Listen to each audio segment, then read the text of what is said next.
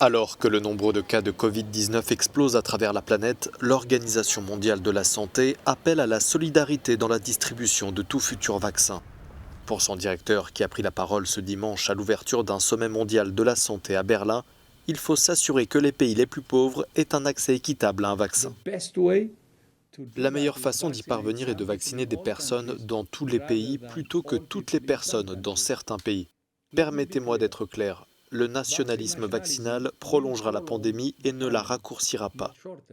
La seule façon de s'en remettre vite, en termes de vie ou de moyens d'existence, c'est de se rétablir ensemble. En France, la deuxième vague est pire que prévu. Un nouveau record a été établi, plus de 52 000 cas enregistrés en 24 heures, selon les chiffres publiés ce dimanche. Alors que la moitié des lits en réanimation sont occupés dans les hôpitaux, les habitants doivent s'adapter aux mesures de couvre-feu.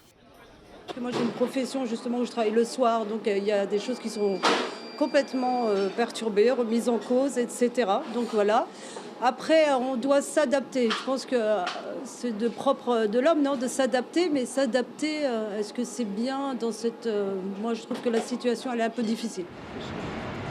En Espagne, où le nombre de cas explose aussi, le Premier ministre Pedro Sánchez a annoncé l'instauration d'un état d'urgence sanitaire ainsi qu'un couvre-feu partout entre 23h et 6h du matin, à l'exception des îles Canaries. Je pense que comme première mesure, c'est bien car ça n'affectera pas autant l'économie qu'un confinement extrême. Mais peut-être que ce ne sera pas la mesure qui permettra d'y mettre fin. Tant qu'un vaccin n'aura pas été trouvé, je ne sais pas.